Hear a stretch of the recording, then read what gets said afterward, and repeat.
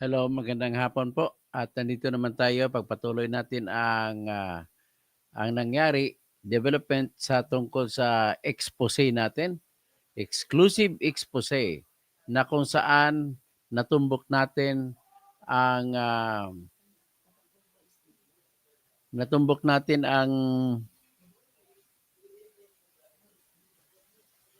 ang corruption na bilyon-bilyon sa ALS diyan sa Pangasinan sa Region 1. So, ngayon ang ating whistleblower ay ang whistleblower natin ay talagang ginantihan nila at nagpalabas ng statement ang Region 1 Director na nagsasabi at hindi totoo at may kaso lang daw yung whistleblower natin. At sinasabi nila na yung kasong iyon ay ah, ganti lang daw yon ng whistleblower kaya siya ay nagsalita at hindi daw totoo ang mga sinabi niya na kung saan ang mga opisyal dyan sa DepEd sa Region 1 ay walang ginawa sa pagdating sa ALS, fake students ang lahat. So kumikita sila ng milyones, no, hundreds of millions. So sa loob ng loob ng 3 taon, maabot mga 200 million mahigit ang kinikita nila. So ito pong ang ating expose sa ngayon, pagpatuloy natin at ating kausapin ulit yung ating resource person. Akala ng tri-committee, sila lang may resource person ha. May resource person din ako. So ang aking resource person ay si Miss Marmy Bautista. So, interview natin siya ngayon tungkol naman sa development at marami pong nananakot sa kanya, maraming pumupuri. Kaya ating kumustahin siya sa ngayon kung ano ang kalagayan niya sa ngayon matapos niya maisiwalat ang tinatawag na mga pagnanakaw diyan sa kanilang opisina sa DepEd, Region 1.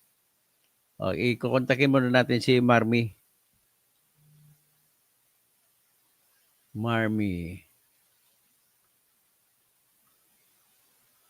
Bautista.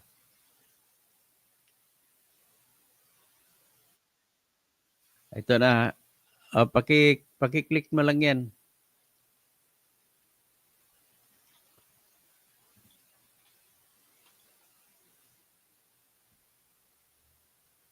Marmy, nandiyan ka na ba?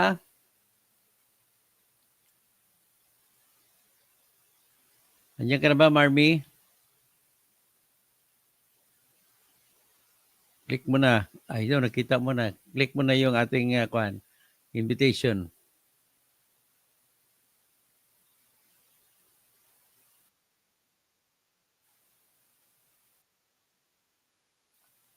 Okay,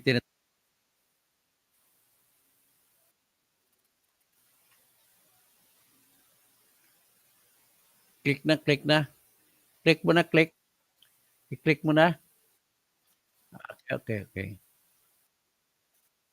Okay, okay, okay. Sige, sige, sige.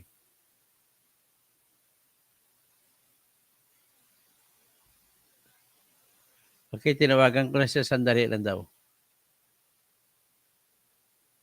So anyway, bago siya dumating, maglagay mo, gagawa mo na ako ng summary.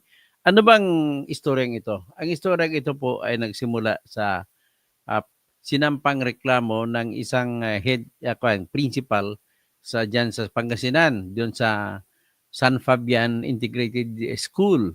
At ang pangalan niya ay si Marmy Bautista, Marmy Cabonyas Bautista. At nagsampa siya ng reklamo dito sa Office of the President. Sinumbong niya po yung kanyang boss sa Department of Education. Ang mga sinumbong niya po ay yung Regional Director ng DepEd Region 1 na si Dr. Tolentino Aquino. Tapos kasama si sinumbong niya ay si Dr. Vivian Luz Pagatpatan, Superintendent ng Pangasinan 2 Schools Divisions Office sa Binalunan, Pangasinan. Tapos nireklamo niya rin si Dr. Jupiter Pitilla, Education Supervisor ng ALS sa Pangasinan 2 Schools Divisions Office. At tapos nireklamo niya rin si Mrs. Delia Hofana Patalud, si Mr. Windel Rachi Patalud na anak ni Delia Hofana Patalud. Si Delia Hofana Patalud po ay District Supervisor sa San Fabian 2 District Office sa San Fabian, Pangasinan.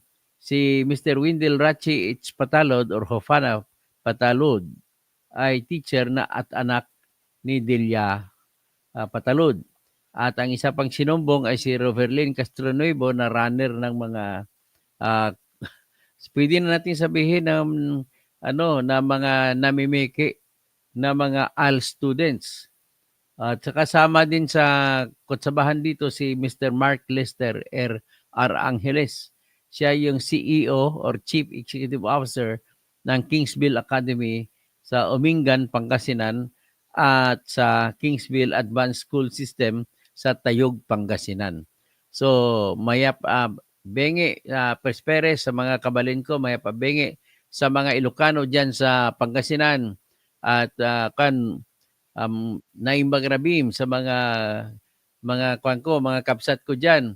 Tapos sa mga Pangasinense, Masantos Yalabi. Andito tayo ngayon, maayong gabi, mayong gabi, maupay nga gabi, maray ng banggi, tapos maradyaw dum sa mga tausog, mapya magabi sa mga Maranao, Ago, Maguindanao diyan sa Marm at saka sa may pang mga panig ng ating mga Cebuano speaking people diyan sa Mindanao. Okay, pakinggan natin ang nangyari na ito na po sa ating stage sa ating si Miss Marmy Bautista na siyang ngayon pwede natin Woman of the Hour diyan sa Pangasinan.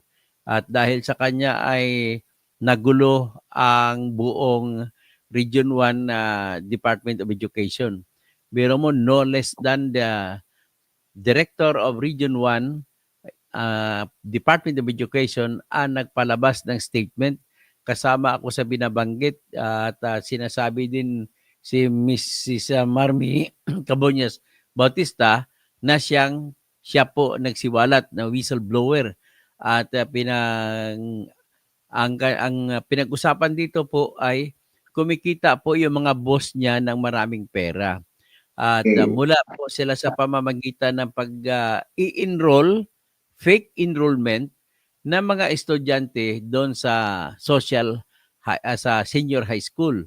So sa junior high school, senior high school, kumikita sila ng 17,000 pesos sa voucher na binigay ng pamahalaan natin para sa kada estudyante.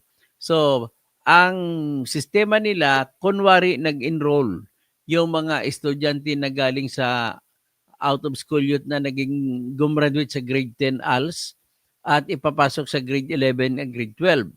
So ngayon, walang pahintulot o walang consent ng mga magulang ng estudyante o mga estudyante mismo na sila ay mag-enroll para sa senior high school.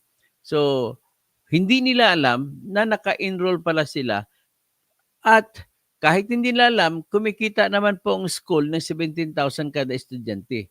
At dahil wala ng klase-klase na mangyayari, magbibigay na lang ng diploma. Kaya sa 17,000 paghatian yan. Kung sino po yung tinatawag na mobile teachers.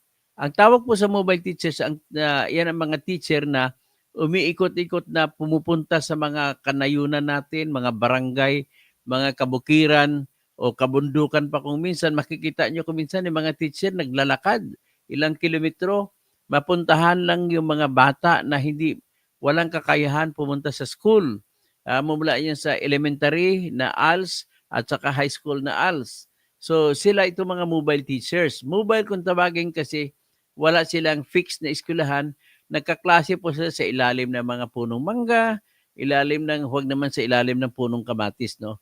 Basta yan ang ginagawa nila, umikot-ikot. Pagkatapos, ang proyekto ng pamahalaan yan ay tinutulungin sa mga Pilipino na hindi nakapag-aral ng dahil sa kahirapan at dahil sa kalayuan ng kanilang lugar mula sa eskwelahan.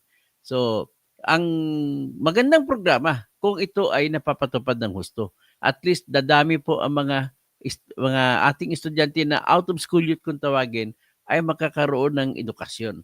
At least man lang makabasa. Actually, basic lang naman na 3 area lang education ng basic eh. 3 hours kung tawagin sa panahon ng Amerikano sa Pilipinas. Ang 3 hours yung reading, writing, arithmetic. Pero ang arithmetic yun. So math, reading, and reading, writing, at saka pagkasulat. So ngayon, para matuloy-tuloy, para pwede sila pumunta ng college, may programa pa rin na ipasok sila sa social high school, aside senior high school. So ito ngayon, isa dyan sa nakatakalaga na mobile teacher dati na ngayon ang principal na si Mrs. Marmy Cabuñas Bautista. At nang lumabas nga siya ngayon, ito na siya ay binabatikos na rin siya ng pinakamataas na official ng DepEd. Biro mo, ibang klase ito ah. Yung ibang kahit mga supervisor dyan, hindi makatikim, hindi man lang kilala ng regional director. Pero siya kilala ng regional director. Binatiko siya, mamaya basahin natin ang batiko sa kanya. Pero anyway, kumusta po kayo, Madam Ma'am Marmy Bautista? Kumusta kayo? Pakibati ang ating mga nakasubaybay sa iyo. Mga libo-libong nakasubaybay sa iyo. Magandang gabi po sa ating lahat. Maraming salamat, Engineer Tuto, sa pagtulong po sa akin. Ito, maayos pa rin po kahit papaano. Sabi ko nga po, lalaban ako hanggat kaya ko. Hanggat buhay ako, sir, lalaban ako. Okay. Diyos Very good. na lang po ang bahala sa akin para po sa laban kong ito at sa mga taong tumutulong po sa akin at may tiwala po sa akin. Okay. Anyway, ang kasabihan kasi sa Diyos ang awa, sa tao ang gawa. So, ang Diyos ay kaawaan tayong Diyos. Gawin natin ang lahat na dapat na gagawin para matapos ang laban nito na magtatagumpay tayo.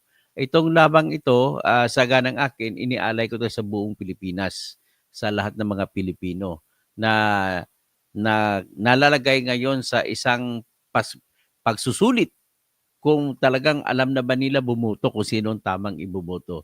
Ito isang pangyayari na nangyayari po dahil po, pagpaumanhin nyo na mga politiko na nanalo, dahil po sa mga politiko na nanalo sa atin, ito po ay nangyayari.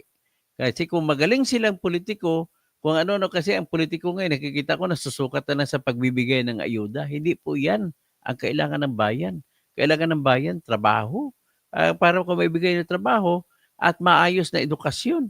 At ang maayos na edukasyon ang makapagbigay ng talino sa bawat isa sa atin para makapag-isip kung anong trabaho ang pwedeng gawin, kung anong negosyo ang pwedeng gawin. Sa totoo lang, may edukasyon lang, naniniwala ako, Ma'am Marmy. Bigyan lang tayo ng tamang edukasyon lahat ng mga bata. Kahit hayaan mo na yan, kaya na mabuhay yan. Tama ba ako? Opo. So anyway, ang isamaris ko, sinamaris ko na kanina na dahil dito sa ALS, fake ghost students sa SHS o senior high school ang ini-enroll nila na hindi alam, tapos kukunin nilang pera na binayad sa private school. At yung private school, siyempre may kukunin siya. Ang mga mobile teacher na sinasabi ko nila na sila ang pinagkukunan ng mga pangalan ng mga estudyante ay binibigyan ng 2,000 bawat isa, hindi ba? Tama ba ako? Opo. Okay. So ngayon, ang iba, siyempre, pinaghati-hatian na ng mga opisyal kasama na rin ang private school na sumali sa ganong programa na pagnanakaw. At ang sumali ayon sa reklamo mo na sinampa mo sa Office of the President, ibig sabihin pag sinampa mo po, sinumpaan mo, ibig sabihin po, ikaw ay tumatayo na kahit makulong ka man, ay panindigan mo ang reklamong sinampa mo sa Office of the President. So, anong masabi mo sa reklamo mo kung patungkol sa usapin na kung totoo ba ito hindi? Paninindigan ko po, sir, lahat ng mga sinabi ko po dahil matagal na panahon na po akong hindi po nagsalita at patuloy po ang kanilang ginagawa hanggang sa marating na po ang sukdulan talaga ng hindi na po talaga kaaya-aya ang kanilang mga ginagawa. Kailangan ko na pong lumabas dahil sa mga ginagawa po nilang katiwalian at sa lahat ng ginagawa po nila na hindi na po kanais-nais. Okay. lalo na ngayon, alam nila kung ano po talaga ang nangyayari sa loob at labas ng eskwelahan, pero patuloy pa rin nilang kinakampihan ang lahat ng maling ginagawa, sir. Okay. So, nais ko lang i-summarize itong reklamo para maintindihan ng itong mga bagong nakapanood sa atin. Ang reklamo po, ito pong complaint, no? Pakita ko lang sa inyo. At ito po ay notaryado. Pinirmahan ni Ma'am Marmy Bautista. Ito po ang complaint na may pirma siya dito. Tapos, notaryado. Maliban dyan, nag-execute pa rin siya ng sinumpang salaysay na verifikasyon at sertifikasyon na talagang sinampa niya ito na sa sobrang paniniwala na may merito ang kaso at hindi ito'y tanging pangharas lamang. Ito po yun. No? Ngayon, ito kung nagsasabi siya ng kasinungalingan, sigurado siya na kakasuhan din siya ng tinatawag ng perjury na kaso. At mataas na ngayon ang kulong ng perjury, mahigit 6 na taon na po. So ngayon, kung tumatayo siya at pinirmahan niya at haharapin niya kung ano man ang mga panganib dito, ay ibig sabihin po, isa lang ang ibig sabihin niyan. Nagsasabi siya ng totoo. Tapos, sinabi niya rito na may nag-text sa kanya na tinatakot siya dahil nung nag-umpisa siya nagsabi na i-expose niya, isiwalat niya. Sinabi mo rito sa pablatter mo na meron nananakot sa'yo, ang salita pa dito ay mag-ingat ka, huwag kang mag-accuse kung hindi pati mga nasa likod mo ay mawawala. Dapat mag-ingat ka. Pwede mo bang sabihin kung kanino galing itong text message nito? Ang text message po na yan, sir, ay galing po kay Dr. Delia H. Patal po. Hindi lang po yan ang ginawa po niya sa akin. Tinawagan din po Okay. niya ako Okay, so na sa pagbabanta po niya. ibig sabihin, tahasan mo sinasabi na sa kay Dr. Kay Ms. Delia Hufana Patalod galing ito. Opo. Okay, may kopya ka pa ba ng text niya? Na-screenshot mo ba? Mayroon pa po, sir. Okay. Huwag mo burahin at kung pwede, mai-forward mo sa akin para maipakita natin sa nanonood yung text message na pananakot. At ito yung Opo. nangyari noong March 12, 2024, alas 7:40 ng gabi. So, Opo. siguro, kung makuha mo, pwede mo, kung makaya mo gawin ngayon, ang screenshot, pwede mo maipapasa kay Brother Jaime dito sa akin para mabuksan ko, maipakita natin sa screen. So anyway, nung nakaraan, para bilang patunay na totoo ang sinasabi mo, ay nagsumiti ka ng mga listahan ng enrollees na mga fake students. So, ito ang dami, no? Isa pinakita ko, pangalawang page, yan, no? Pag ganon yan. Tapos, teka muna, pakita ko lang, no? Sa mga kuha natin. Hindi makita. Yan. Tapos, ang dami yan. Marami. Hindi ko na may pakita ng maayos. Pero ito yan, may kinistahan niya, no? Maliban dyan, nagsumiti ka rin ng affidavit. Itong affidavit, to. Ladies and gentlemen, affidavit ito ng pangalan ni Jonathan Hugo. Sino si Jonathan Hugo? Si Jonathan Hugo po ay mobile teacher po ng San Fabian District 1 po. Okay. So, ang sinasabi niya rito ay pinanindigan niya na yung mga learners sa ilalim niya, siya ba ay mobile teacher? Opo, mobile teacher po. Okay.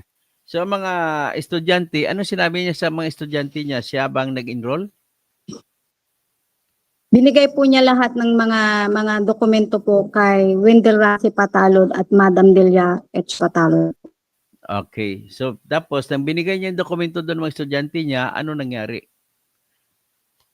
Anong nangyari sa mga binigay niya?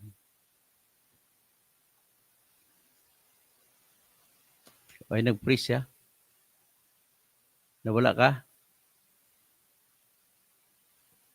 Nawala siya. Anyway, ang sinabi lang dito sa mga kwan, antayin natin siya, antayin natin. Pero ang sinabi dito ay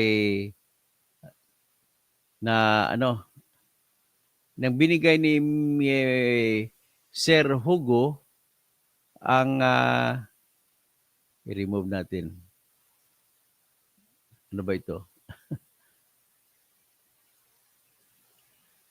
Ng mga naibigay, nilista na bilang estudyante na walang pagpayag ng mga pangalan ng estudyante rito.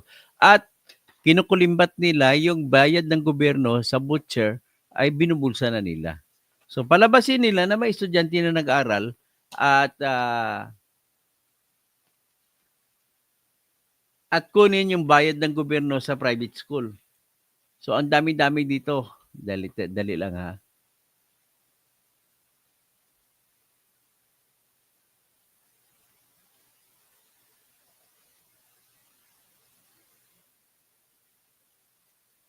Okay. Tawagan ko ulit na nawala siya.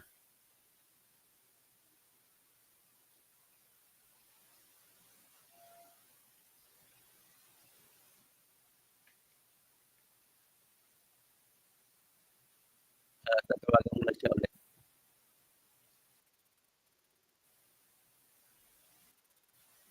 Hello, nawala ka?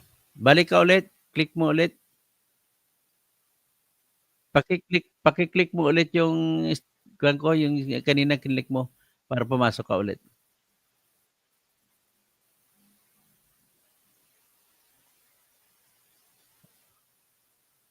O, akala ko ano na nangyari, antayin natin siya. So anyway, ganun pong kwento. Tapos ipakita ba habang hindi pa siya nakabalik, ipakita ko po yung ang wristback ng ang wristback ng hepe ng Region 1 Department of Education na director, ang tawag regional director. Ito po. Ibasahin natin sabay-sabay. Ayan po, official statement, pero basahin natin sabay-sabay.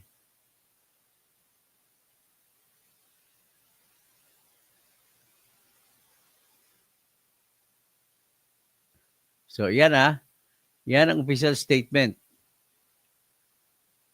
Nakalagay, this pertains to Toto Bonyog Kausing's video on his Facebook page and YouTube channel entitled Expose, Bilyones na nawawala sa ghost students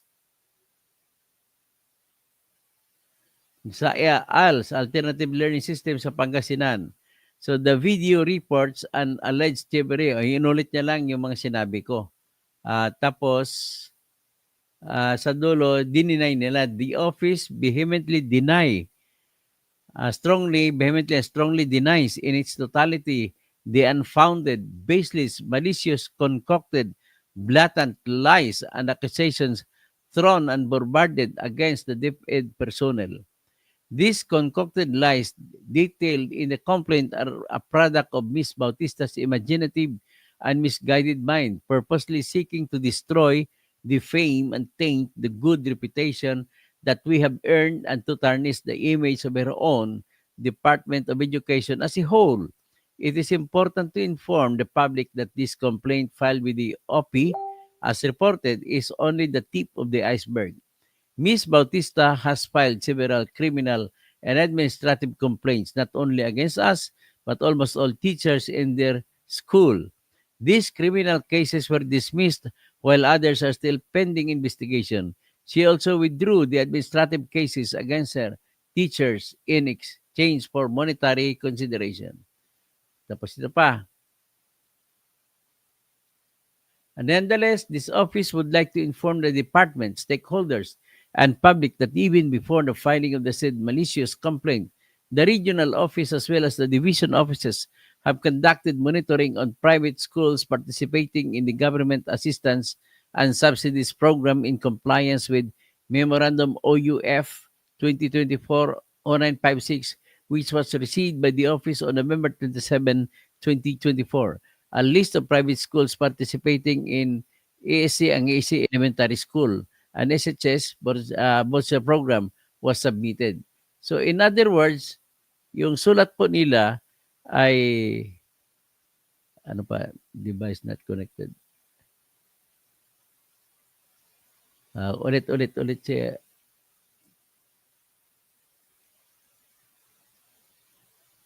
Okay, ulitin niya. Marmi, ulitin mo. Kung nakikinig ka, ulitin mo. Pasok ka ulit. Ay. So anyway, padiretso tayo. During the monitoring period daw, pinapalabas nila na sila rin daw ay nag-iimbestiga. At sila rin na DepEd ang nagsabi na na-discover din nila daw sa Kingsville Academy sa Umingan who are granted sa program are as graduates under modular type of learning. Sige, pag-usapan natin. Dali lang. Ipasok ko muna uli. So nawala ka, no? Pinapresenta ko muna, Marmi, ang Opo. sulat laban sa iyo. So sinabi ko rito na nagpalabas ng statement si Dr. Tolentino Aquino na Region 1 Director ng DepEd na sila rin daw dito sa pangalawang page, sinabi nila sila rin daw ay nag-investigate. So in other words, inamin nila na may anomalya sa ALS sa Pangasinan. So it was found that many learners in Kingsville Academy of Wingan who are grantees of the voucher program are ALS graduates under modular type of learning. Reports on the findings were submitted to Private Education Assistance Committee. So in other words, kinumpirma naman nila yung report mo, Ma'am Marmi. Pero pinapalabas na sa ilalim na hindi sila yung may kasalanan, kundi sila rin daw ay nag-iimbestiga. So kaya sa ang panghuling sinabi nito ni Dr. Tolentino, we are saddened and dismayed that after all the efforts made by the regional and division offices to monitor private schools in the implementation of the government assistance to students and teachers in private education, malicious allegations surmised. Be that as it may, I, the incumbent regional director, together with my colleagues in the department, assure you that this kind of anomaly has no place and will have no place in our department as long as we are seated in the office, for we remain true, honest, and faithful to our sworn duty and employees. So, ngayon, ibaba natin yan. Anong masabi mo ngayon? Inamin din nila na mayroon na nag-investigate. Pero, parang sinasabi nila na, kumbaga parang ginagamit mo yun laban sa kanila. So ano masasabi mo rito? Una-una tanong kung inamin nila, bakit nagkaroon ng ganon? Sino may utak niyan? Pwede mong masabi kasi, di ba, ikaw, ilang taong ka na ba as mobile teacher din sa ALS? Pakisabi mo muna. 16 years po. So 16 years. So, kailan ka nagsimula? Anong year? September 22 po, 2009. 2009. So wala pa Opo. si President Aquino, nandun ka na. Opo. So ngayon Saka- sa takbo, no, sa panahon ni kay Gloria na time yun Gloria Macapagal Arroyo na presidente. Nakapasok, tama, no? Opo. Tapos noong 2010, June 30, pumasok si Noynoy Aquino hanggat sa 2016. So ano ang takbo ng ALS program nung panahon ni Noynoy Aquino diyan? Okay po kami, sir. Maayos po. Walang Masaya po ang pagtuturo namin sa ALS.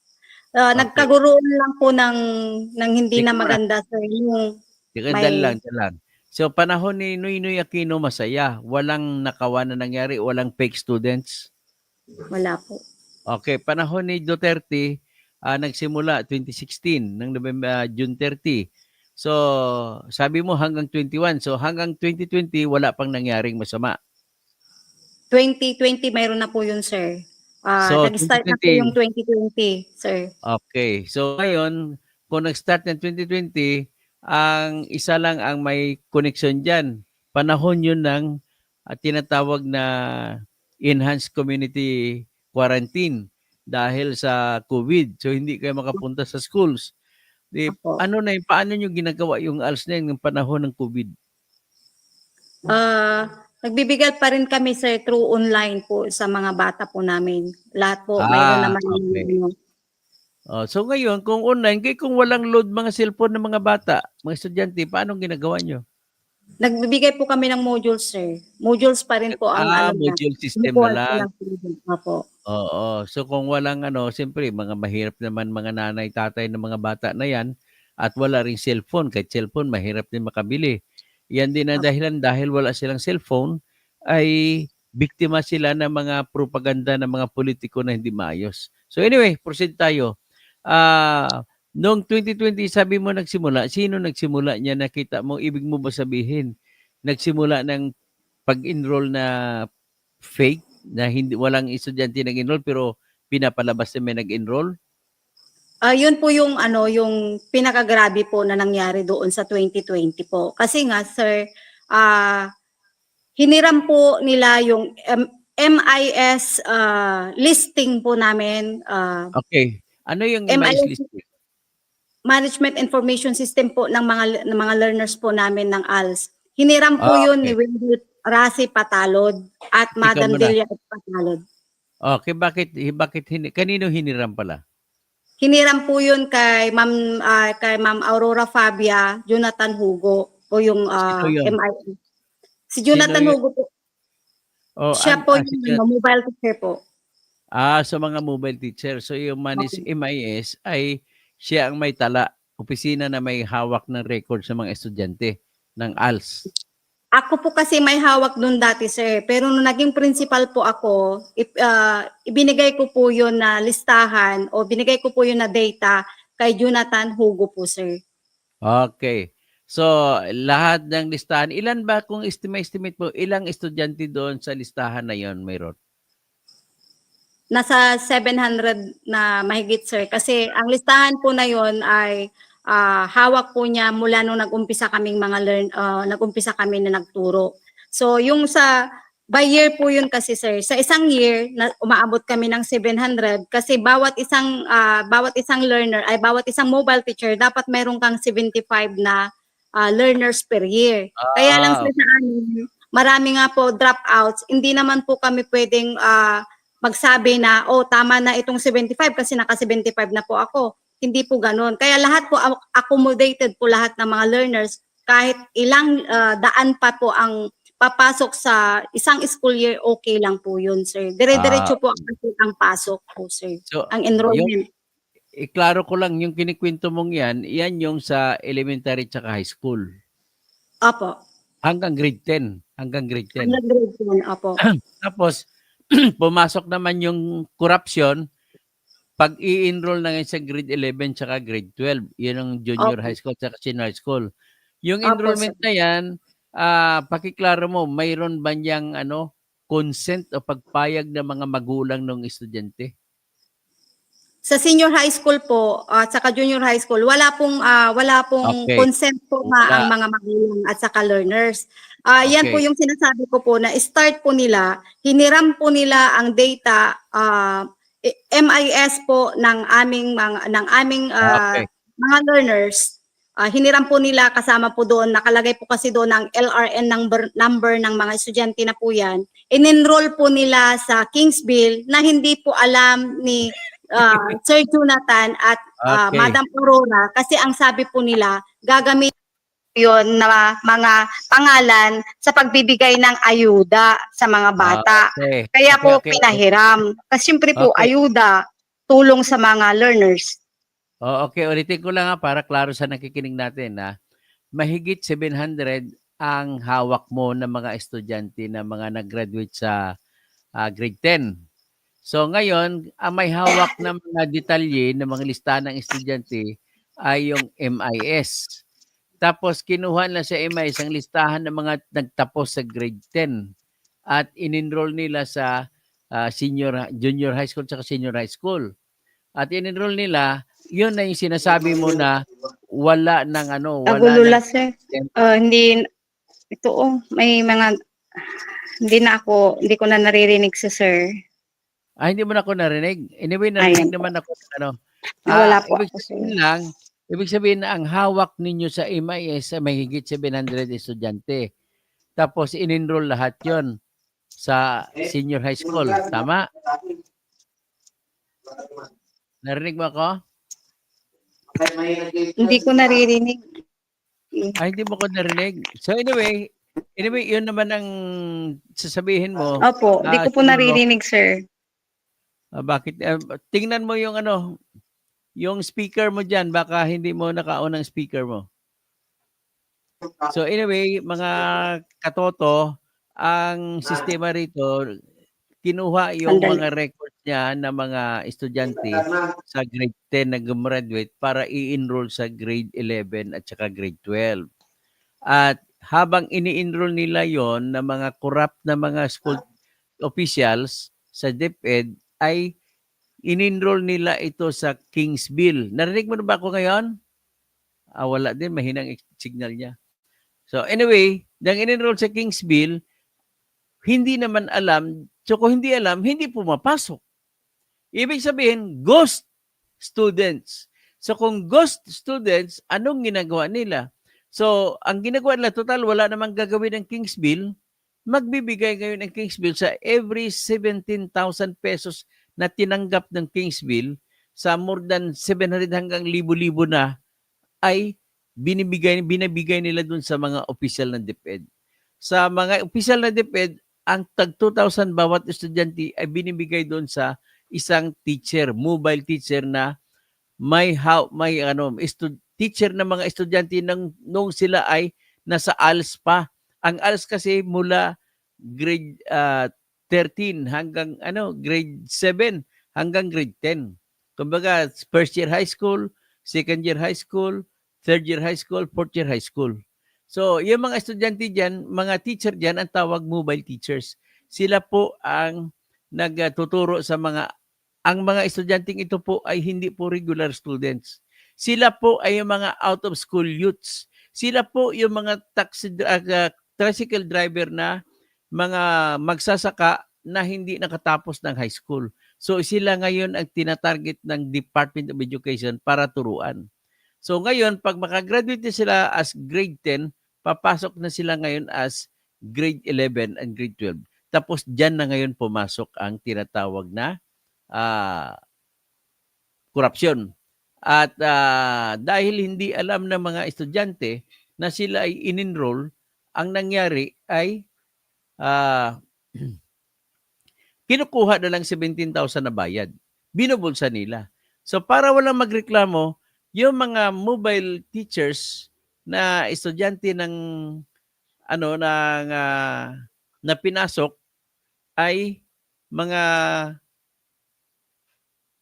ay walang alam, kaya hindi na sila pumapasok. So pagkatapos doon, gugulat na lang sila, bibigyan iba ng diploma. So gano'n kalaki po. So ngayon, tinatatawagan ko muna, please, sandali lang, tawagan ko si Ma'am Marmi. Nawala siya eh. Mahina ang signal nila sa Pangasinan.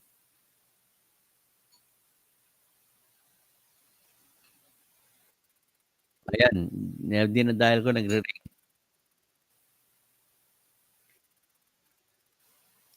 Hello, ma'am, pasok ulit, ma'am. Hello? Pakipasok ulit, ma'am.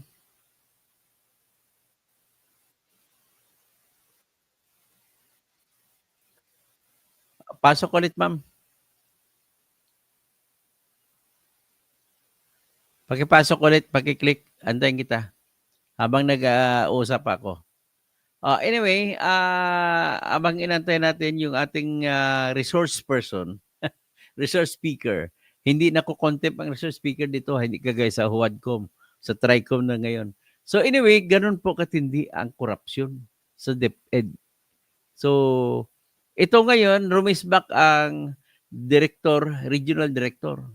So sa ngayon, siguro mahaba-haba na rin tatalakay natin. Ang nakuha nyo lang dito ng development is, ang dami po, sana itatanong ko yung mga nagtitext sa kanya, inaaway siya, pinupuri. Marami siyang pumupuri sa kanya, sa kanyang tapang na lumabas para isiwalat itong nangyayari sa Pangasinan. At lumabas po sa balita na nilabas ni Sani Angara noong isang araw, ay na bisto na rin nila yung mga private schools na sumasali sa mga ALSO or HSS.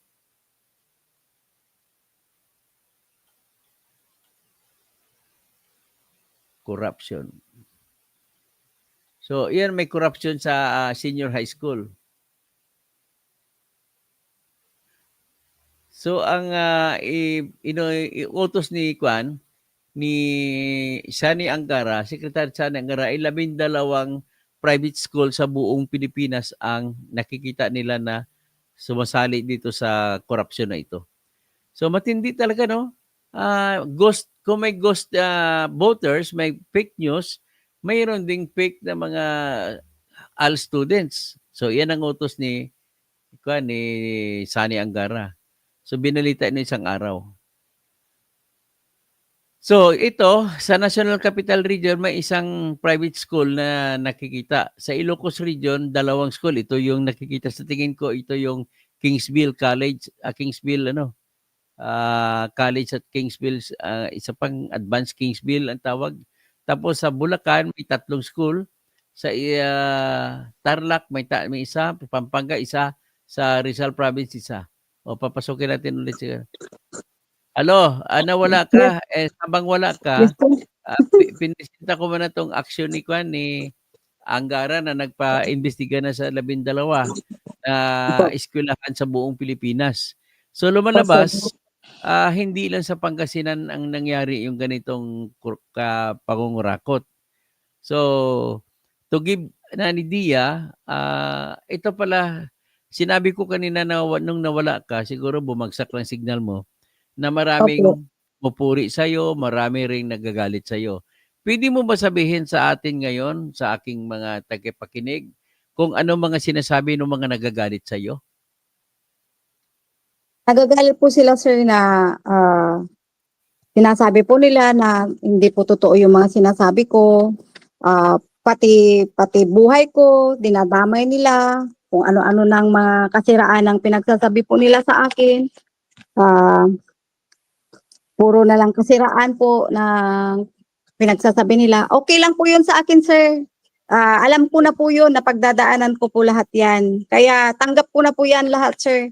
Ang importante po, sasabihin ko po kung ano po ang nalalaman ko sa mahaba-habang panahon na naghintay po ako ng pagkakataong ito po. At naumpisahan ko na po, sir, kaya dire-diretsuhin ko na, sir. Okay, ituloy mo na. So ngayon yung mga pumupuri naman sa'yo, ano mga pinagsasabi sa'yo? Sabi po nila, may mga tumawag po na mga superintendent, may mga tumawag po na assistant superintendent, nagpapasalamat po sa akin dahil daw po lumabas po ako. Karma is real daw po. Yan ang mga sinasabi sa akin na mga tumatawag po sa akin na mga superintendent. So ibig sabihin po, hindi po yan tawag sa akin ng magsasabi po ng mga ng ganyan kung wala pong nangyayaring mga naranasan din po nila. Siguro po hindi lang po sila lalabas dahil po takot din at saka ayaw po nilang magulo ang buhay nila. Nakagaya po ng ginawa nila sa buhay ko ngayon na ginulong-gulo po talaga nila. Okay. So at least, to give you comfort naman, ay mahirapan na silang mag-ano sa'yo kasi nailabas na eh. So kung nailabas na, wala na silang, kasi ang mga katatakutan lang kung hindi mo pa nailabas, maaari kang papatayin para huwag mo lumabas. Pero kung nalabas na, wala na silang magagawa kahit ano pang gagawin nila.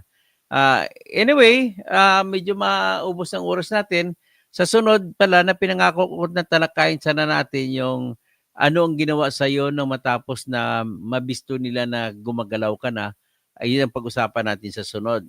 Kung paano ang paghiganti na ginawa sa iyo na ginawang ka ng imbentong kaso. Yun ang pag-usapan natin sa sunod. Ha? So, magpahinga ka muna at mag-ingat ka kung saan ka man, huwag mo sabihin kung saan ka. At in the meantime, kung maaari lang, i-off mo muna cellphone mo, gumamit ka ng ibang cellphone na bagong bili. Yung bagong bumili na hindi pa nila kilala. Doon ka muna gumamit ng cellphone. Para hindi nila makita kasi pwede ka nilang hanapin sa pamagitan ng Global Positioning System, yung GPS na sinasabi. Kung may gusto man mag-init sa'yo, at least hindi ka malalaman kung saan ka. Pwede mong i-off muna yung SIM card mo na ginagamit mo, tanggalin mo ng cellphone, bumili ka ng bagong SIM card. At yan ang parehistro mo muna. Ha? Okay? So, salamat po sa iyo, Ma'am Marmy Bautista, at ang buong sambayanan na nakikinig sa akin ay nagpapasalamat sa iyo sa iyong yung regalo na binigay mo sa Pilipino, lahat ng Pilipino, lahat na sa buong Pilipinas. At ito po ay ang katibayan na yung mga napili na mga opisyal natin na sa pamamagitan ng paghalal hanggang ngayon ay walang kwenta. Kasi bakit? Kung may kwenta, di sana hindi nangyari itong ganitong nakawan. At alam ko, microcosm lang, maliit na litrato lamang ang DepEd, ang regional office number 1 ng DepEd, maliit na litrato lamang niya ng buong kwento ng pagnanakaw sa buong Pilipinas. Kaya magdadasal tayo ng iba pa po, marami pang Marmi Bautista ang lalabas. At handa po ako makipagtulungan at gagawa tayo ng paraan kung kinakailangan ay mag-request tayo ng Witness Protection Program at nais ko kayo makausap ulit, ma-document pa natin ang ilang pinapakita mong ebidensya na hawak mo ng mga estudyante. Gusto ko naman isa-isahin kung maari ang lahat ng estudyante na ginamit nila. At gagawa tayo ng affidavit para dyan. Okay? Hanggang dyan lahat. Magandang gabi po sa lahat. Pakibati mo naman parting words ang ating mga tagahanga mo ngayon. Magandang gabi po sa ating lahat. Maraming po salamat sa inyo sa tiwala at sana po pagdasal po ninyo na makayanan ko pa po ang lahat ng pagsubok at mga gulo na ibinigay po nila sa akin.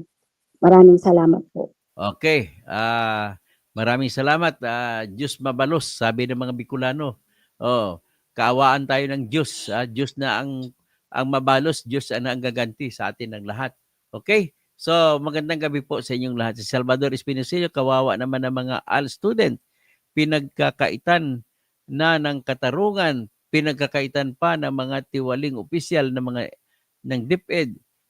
Saan napupulutin ang mga susunod na henerasyon o wala nang napag-aralan. Jupiter Pluto, marhay na banggi po Engineer Toto. Salamat po ma'am, principal sa pagsisiwalat mo ng katotohanan. Tapos Antonio Yubingo, good evening po Attorney Toto, great job. Third D, good evening. Art Miniature, marhay na banggi po Doc and ma'am principal. Benji Prenisa, totoo naman po sir, modals po kami. Modals, ano ibig sabihin? Modules pala. Charlie Mujico, good eve po. Sabi, Hermes Pulyoso, good eve. Is Jose Abingona, attention, DepEd Secretary Angara, umaksyon na kayo. Tapos Lito de Torres, Senior Toto, sana maging guest mo si General Virgil Garcia na siyang nagsampa. Kukontakin ko po si General Virgil Garcia. Carl McShort, tapos Jappy Arante Peñalosa, Romel Bingson, good evening po Dr. Engineer Toto. At Imornibal, wag po kayo matatakot. Ito si Imornibal, taga La Union to, kapitbahay mo lang. Pwede natin hingian ng tulong to sa kasakali. Si Imornibal, mga bunyog La Union ito. Jasmine Celso, be careful, Miss Marmy. Jasmine Celso, good evening po. Dr. Tumonjog, Kausing, and Ma'am Marmy Bautista watching replay. Crank Brothers Vlog, Dr. Toto, basta ako, loyalist ako, straight vote ako. Hindi ko ibig sabihin, hindi ko alam ibig sabihin ng loyalist. Ferdinand San Juan, good evening po, Attorney Toto, Dr. Toto, Bonyo, katotohanan kausing, mabuhay at kailangan po kayo ng ating bayang Pilipinas. Cynthia Par, Pagaw Baker, Naimbag Arabi, mga kapsat ko, Willio, Cynthia Per, huwag iboto mga kandidatong maka Marcos, maka Duterte. Hindi maalis ang korupsyon sa political dynasty. Eric Enrico Valdecantos, kapatid ng best friend ko na si June Valdecantos. Magandang gabi, Yoy Ong, Mr. Expose, Calbunyog, katotohanan, Dr. Tony Toto Kausing. Now, nuisance tomorrow, a legend. Ay, siyempre, balay mo, tumakbo kung presidente, magugulat si Sara Duterte, tsaka si Rapi Tulfo, at tsaka sila ang kalabanin ko. Si William Tacod, Romulo Domingo, Pres Perez. Magandang gabi po sa lahat. Magandang gabi, Ma'am Barbie Bautista. Pagpalain tayo ng Diyos. Okay? So, Chanita Michael, magandang gabi. Mary Ellen Mendoza, mag-ingat daw po kayo, ma'am, sabi ni Mary Ellen Mendoza. Si Chanel dito, sabi niya, okay, I think the LGU has, at tingin ko, may tama ka yung mga opisyal sa LGU ng San Fabian, may nakikialam dito. Sa sunod na natin, si Arlene Morales, good PM sir, dapat umaksya na po si Secretary Angara. Susulat tayo uli kayong Angara. Agustin Mondragon, good job. Always steady Toto and good health. Jupiter Pluto, marhay na bangge. Okay. O Iwatani. So, konbanwa sa mga Pilipino sa Japan.